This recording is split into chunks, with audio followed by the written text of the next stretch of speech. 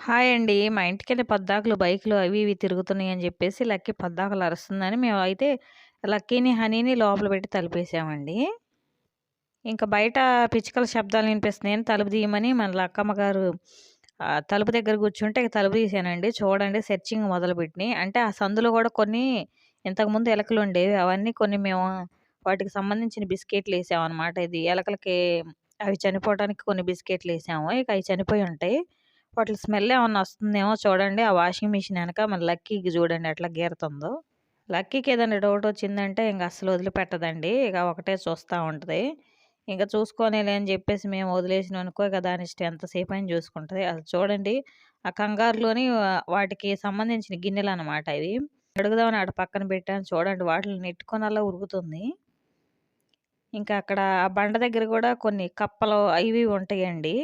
ఇంకా ఆ బండను గూడా చూసి మొత్తాన్ని అదంతా బండను గూడా నెట్టి చూసుకుంటదండి లక్కీ అయితే. లక్కీకి బాగా అనుమానం ఎక్కువనమాట. అగ చూడండి ఆ బండను అటు జేసి, ఇటు జేసి అటు నెట్టి, ఇటు నెట్టి ఇక అట్ట చేత్తదండి. కానీ దాని కింద ఏమి ఉండదు. ఎందుకంటే బల్లులు అయితే ఉండవనుకోండి. కప్పలుంటాయి. కానీ అయి భయపడి వెళ్ళిపోతాయనమాట. ఇక తొండలొచ్చినియంటే వాటిలిని చంపే పెట్టిద్దండి. మొన్న కొన్ని వేస్ట్ గిన్నెలు ఉంటే అయన్నీ నేను కడిగి పక్కన పెట్టానండి. వాటిలోకి మరి తొండ ఎలా వచ్చిందో ఏందో నాకైతే తెలీదు. చూడలేదు నేను. ఇంక దాంట్లో ఉండేపాటికి నాకు భయమేసి నేను ఆ గిన్నెని ఇట్ట ఇసిరేసేపాటికి ఇంకా ఆ తొండ బయటకొచ్చిందండి. ఇక దాన్ని చంపేదాకా వదిలిపెట్టలేదు ఈ 2 అయితే. ఇంక అదెంత తప్పించుకున్నా దాన్ని వేటాడి, వేటాడి మరీ చంపేసినియండి. కానీ నేను అప్పుడు నైట్ చీకటనమాట. చీకటిగుంది బాగా. వీడియో కూడా క్లారిటీ రావట్లేదని జెప్పేసి నేనైతే వీడియో తీయలేదు. ఇంకా మా అబ్బాయయితే పైనుండడండి. పైనుండి హనీ, హనీ అని పిలుస్తుండు. ఇంక లక్కీని పిలవట్లేదని చెప్పేసి ఇక లక్కీ అయితే చూడండి, అక్కడున్న వేస్ట్ క్లాత్ ఒకటుంటే ఆ క్లాత్‌నయితే చింపి ఆగం చేత్తందండి.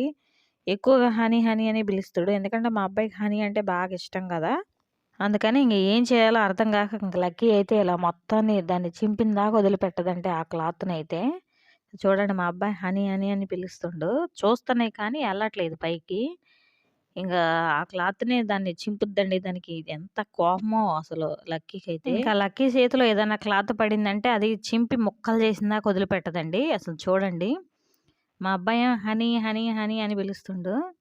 లక్కీని పిలవట్లేదు. అందుకని ఇక చూడండి అసలకి ఎంత కోపమో. హనీ గూడా అటెళ్తుంది, ఇటెళ్తుంది. ఇక మా అబ్బాయి కిందకొచ్చేపాటికి అప్పుడు పైకెక్కిందండి. ఇంక చిన్నగా మొత్తానికి పైకైతే ఎళ్తారిక అందరూ. లక్కీ గూడా వస్తుంది పైకి. ఎందుకంటే హనీ ఎళ్ళినప్పుడు మన లక్కమ్మ గారు కూడా ఎళ్ళాలి గదా! అందుకే కొంచెం స్మెల్ చూస్తుంది. ఎందుకంటే మా అబ్బాయి ఇప్పుడు మెట్లు దిగాడు గదా! ఆ వాసన చూస్తుంది. వచ్చాడా? రాలేదా? కిందకని జెప్పేసి. మా అబ్బాయి అంటే ఎంత కోపమోనండి లక్కీకి. ఎందుకంటే ఎక్కువగా హనీని ఎక్కువ ఇష్టపడతాడు. హనీని ఆడిపిస్తాడు. నన్ను ఆడిపిచ్చడు అని జెప్పేసి లక్కీకి కోపమండి. వాడు ఏదైనా పట్టుకున్నా సరే ఎంత కోపమో అరుస్తదండి పద్దాకలు. దాంతో పాటే పైకెక్కాననమాట. ఏం జేస్తయా అని జెప్పేసి. ఇంక చూడండి పైకెక్కుతాయి, కిందకి దిగుతాయి. ఈ 2 కొట్టుకుంటున్నాయి. ఇక పైకెక్కిన కాడ నుంచి. ఇక థర్డ్ ఫ్లోర్‌కెళ్ళినియంటే భలే సరదాగా ఆడుకుంటాయండి. నాకు వీడియో తీయటానికి కూడా 2 కళ్ళు కూడా సరిపోవనమాట. అంత బాగా ఆడుకుంటాయి. ఇంకెళ్తున్నాయి పైకైతే ఎళ్ళిపోతున్నాయి. ఇంకా థర్డ్ ఫ్లోర్‌కెళ్తున్నాయి. ఇంకెళ్ళిన కాడ నుంచి ఇంకిట్లా ఆడుకుంటాయనమాట చూడండి. పక్కన ఏమన్నా కుక్కల శబ్దం గాని ఏమన్నా ఇనపడి వాటి అరుపులు ఏమన్నా ఇనపడితే మాత్రం అసలు ఎంత హైట్ ఉందనేది కూడా లెక్క చేయదు లక్కీ. చూడండి. మా అబ్బాయి అంటే ఎంత కోపమో అసలు లక్కీకి. ఇంకా అసలు విషయానికొద్దామండి. మా అబ్బాయికి మొన్నటిదాకేమో డస్ట్ అలర్జీ వచ్చి ఇంటి దగ్గర ఉన్నాడు. ఒక వారం రోజులు. ఇంక అదంతా శుభ్రంగా తగ్గిందాకా. అంటే తగ్గలేదు ఇంకా ట్రీట్మెంట్ జరుగుతానే ఉంది. సర్లే అదయిపోయింది. స్కూలుకెళ్తున్నాడు కదా! అనుకుంటే మళ్ళేంటంటే చికెన్ ఫాక్స్ వచ్చినియండి. అంటే ఒంటి నిండా చిన్న చిన్న బబ్బల్లాగా వస్తాయి. అమ్మవారో ఏదో అంటారు గదా! అదొచ్చిందనమాట. ఇంకా ఒంటి నిండా బబ్బలొచ్చినియి, మంట పుడుతుంది అని అంటుంటే సరే అని నేను హాస్పిటల్‌కి తీసుకెళ్ళి ఇంకా హాస్పిటల్‌లో అయితే చూపించుకొని తీసుకొచ్చానండి. ఇంకా డాక్టర్ గారు ఏం చెప్పారంటే ఇంకా స్నానం చేయకూడదు ఒక 5 డేస్ దాకా. 5 డేస్ ఆగిన తర్వాత మళ్ళొకసారి హాస్పిటల్‌కి తీసుకురండి అని చెప్పారండి.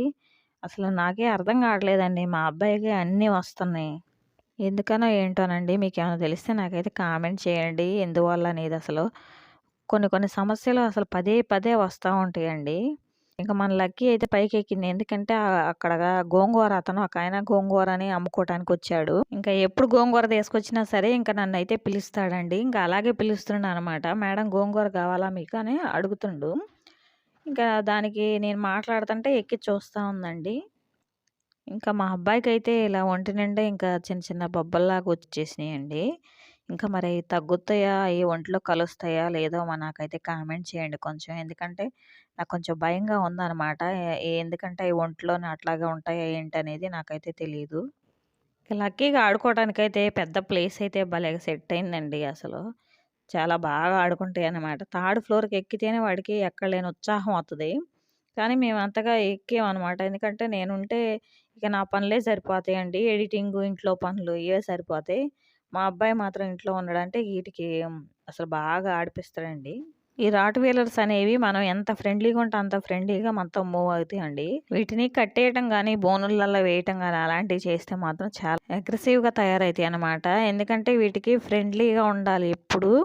ఇంకా మనం కట్టేయటం అలాంటివి చేస్తే ఇక అయి చాలా కోపంగా ఉంటాయండి మనతోటి. ఇక మా ఇంట్లో ఎక్కువగా ఆడిపిచ్చేది మా అబ్బాయేనండి వీటిల్ని. బాగా ఆడిపిస్తాడనమాట. ఇంతకుముందు లియో గాడు కూడా ఉన్నాడు. 3 ఇక్కడ ఇట్టే పైనొచ్చి ఆడుకునేయండి. ఆ వీడియో కూడా ఒకటుంది. మీరు ఒకసారి చెక్ చేయండి. 3 బాగా ఆడుకుంటాయనమాట. వర్షం వచ్చినప్పుడు బాగా ఆడుకున్నయి. ఇంకా అప్పుడేనండి పాపం వాడు బాగా ఆడుకున్న వీడియో. ఇక లక్కీకైతే ఏ చిన్న శబ్దం వినిపించినా సరే బాగా అలర్ట్‌గా ఉంటదండి. ఎందుకంటే ఇంకా రాట్ విల్లర్స్ అంతేననమాట. వాటికి జరగబోయేవి ముందే ప్రమాదాలేమన్నా ఉన్నా సరే ముందే తెలుస్తాయంటండి. నేను యూట్యూబ్‌లో సెర్చ్ చేశాను మొత్తం. అంటే మేము వీటిని కొనటానికి ముందు మొత్తం వీటి గురించి అసలు తెలుసుకున్నాం అనమాట. ఇవి ఎంత అగ్రెసివ్‌గా ఉంటాయి, ఎంత ఫ్రెండ్లీగా ఉంటాయి, జరగబోయే ప్రమాదాలను ఎలా గుర్తిస్తాయి. అంటే వాటికి ఏదన్నా ప్రమాదం జరిగిద్ది అని తెలిస్తే మాత్రం మనల్ని ఎక్కడికి ఎళ్ళనివ్వవండి. అది ఎలా మనం ఎలా గుర్తుపెట్టుకోవాలంటే, అవి మన చీర పట్టుకొని మనని ఎక్కడికి కదలనివ్వకుండా ఇంక ఎళ్ళనివ్వవనమాట. మనకేదన్నా ప్రమాదం జరిగిద్ది అని వాటికి అర్థమైతే, ఇంక అదేనండి గుర్తు మనకి. అదే మగవాళ్ళైతే ఇంక వాళ్ళని కూడా ఎళ్ళనీయకుండా అడ్డం అడ్డం తిరుగుతాయనమాట. దాన్ని బట్టి మనం అర్థం జేసుకోవాలి. ఇంకా మేమైతే ఇక అలానే అర్థం చేసుకుంటామండి. నేనెక్కడికన్నా ఎళ్ళేటప్పుడైతే నాకంటే ముందొస్తాయనమాట. అంటే వెళ్ళు ఏం కాదులే అన్నట్టుగా అనమాట. అది మంచికి సంకేతం. ఇంకా, ఇంకా చెడుకి సంకేతం ఏంటంటే, ఇంక నేను నన్ను ఎళ్ళనివ్వకుండా చీర పట్టుకొని లాగటం అలాంటివి చేస్తే మాత్రం ఇంక నేనైతే ఆగిపోతానండి. ఆ రోజు ఊరెళ్ళకుండా. ఇంక మన హనమ్మ గాడికైతే ఇక ఆడుకొని, ఆడుకొని అలిసిపోయిందండి. ఇక చూడండి ఎలా రొప్పుతుందో. ఎందుకంటే ఇప్పటిదాకా ఒకటే ఆడినాయి ఇక తల్లి, కూతుర్లు. ఇక ఆడుకొని, ఆడుకొని ఇక రొప్పొచ్చింది కావాలి. ఇక అలా పడుకుంది. లక్కీకైతే అసలు ఏ రొప్పు ఉండదండి. పాపం అసలు ఎంత యాక్టివ్‌గా ఉంటదో. చూడండి ఇప్పటిదాకా మా అబ్బాయి దగ్గర కూర్చుంది. మళ్ళీ లెగిసొచ్చింది. ఇక నేను వీడియో తీత్తంటే నా మీదకైతే ఎగురుతుందండి లక్కీ. ఇక పద్దాకల ఎగురుతుందని చెప్పేసి ఇక నేను అటు డాగ్స్ ఉన్నాయి, అయ్యున్నాయి, ఇయ్యున్నాయి అని అంటుంటే అప్పుడు ఇక అటెళ్ళి చూస్తుందనమాట. ఆ ఎదురింట్లోని వాళ్ళకొక డాగ్ ఉందండి శాండీ అని. ఇక అది పైకెక్కిందనమాట. దానికెళ్ళి చూడటానికి మన లక్కీ గాడు ఎక్కుంటడు. ఎందుకంటే అది అరుస్తుంది. అరిసే శబ్దం ఇనిపిచ్చింది కావాల అందుకని ఇంక అటెళ్ళి చూస్తుందనమాట. చూడండి ఇప్పుడు ఆ శాండీ గూడా కనపడిద్ది. వాళ్ళ డాగ్ పేరు శాండీ అనమాట. ఏంటోనండి కుక్కల్ని పెంచటం అదొక సరదా కాదండి. వాటిల్ని చాలా కేరింగ్ తీసుకోవాలి. వాటిల్ని పెంచుకుంటున్నాం గదా అని చెప్పేసి వాటిల్ని వదిలేసి మనం ఎక్కడ పడితే అక్కడికెళ్ళి వాటికి ఫుడ్ కడుపు నిండా లేకుండా ఉంటే అసలు చాలా అమానాది అనిపిచ్చిద్దండి. నేనైతే ఎక్కడికన్నా ఎళ్తే పాపం వీటికి కడుపు నిండా ఫుడ్ పెట్టి ఎళ్తానండి. మళ్ళీ తర్వాత రాంగానే మళ్ళీ వెంటనే ఎమ్మటే ముందు మాకు కూడా వండుకోకుండా ముందుకు వాటికి వండి పెట్టేసిన తర్వాతకి అప్పుడు మా పని జూసుకుంటానండి. అంత కేర్ తీసుకుంటాననమాట. మా బంధువుల్లోనే ఒకళ్ళు అన్నారుగా, "మీకెందుకు ఈ కుక్కలు ఎక్కడన్నా రోడ్డు మీద వదిలేయండి" అని చెప్పారండి. ఎందుకంటే వాళ్ళ స్వార్థ ప్రయోజనాల కోసం మనల్ని వాడుకోవడం కోసం వీటిని వద్దంటారండి. అంటే వాడుకోవటం ఏంటంటే, ఇప్పుడు ఇప్పుడు వాళ్ళు మా ఇంటికొచ్చారనుకోండి ఇవి ఉంటాయి. వీటి వల్ల వాళ్ళకేంటంటే స్వేచ్ఛగా ఉండలేరు ఇంట్లోని. మేమేం చేస్తామంటే ఒక గదిలో పెట్టి తలుపేస్తామనమాట. మరి వాళ్ళు గంటలు గంటలు ఇంట్లో ఉంటే వాటికి వాష్‌రూమ్స్ అని అవి ఇవి ఉంటాయి కదా!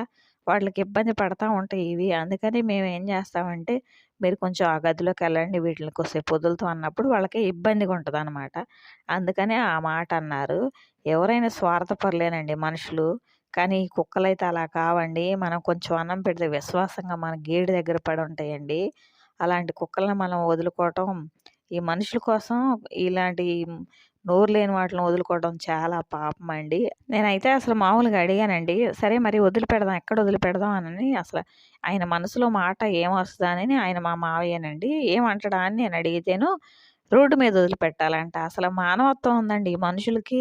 వాళ్ళ ప్రయోజనాల కోసం వాటిని రోడ్డు మీద వదిలిపెడితే ఆ పాపం ఎవరికి తగిలిద్దండి? మాకేగా తగిలేది. ఇలాంటి మనుషులు గూడా ఉంటారా అనిపిచ్చిందండి నాకైతే. ఇంకా ఆ రోజే నేను జెప్పేసానండి. మీకు ఇబ్బందయితే మా ఇంటికైతే రావద్దు. ఏదన్నా ఉంటే మేమే మీ ఇంటికొస్తాం ఫోను చేయండి. అంతేకాని వీటిని రోడ్డు మీద వదిలిపెట్టండి అది ఇదని ఉచిత సలహాలయితే మాకైతే ఇవ్వద్దు మావయ్య. మాకు తెలుసు మేమేం చేయాలో. మేము అంతంత రేటు పెట్టుకొని వీటిని తీసుకొచ్చింది. ఎక్కడ పడితే అక్కడ వదిలేయటానికి మీ ప్రయోజనాల కోసం కాదని నేను మొఖం మీద అడిగేసానండి. ఇలాంటి వాళ్ళకి నేను చెప్పిన సమాధానం కరెక్టా? కాదా? అనేది నాకైతే కామెంట్‌లలో పెట్టండండి. ఎందుకంటే ఇలాంటి మనుషులు గూడా ఉంటారా అనిపిచ్చింది నాకు వాళ్ళలా జెప్పగానే. ఇక మనుషులైతే 2 రకాలుంటారండి. ఒకళ్ళు చెడ్డోళ్ళుంటారు. ఒకళ్ళు మంచోళ్ళుంటారు. ఇంకా మాకు సలహా ఇచ్చినోళ్ళైతే చెడ్డవాళ్ళ కోవలోకి వెళ్ళిపోతారండి.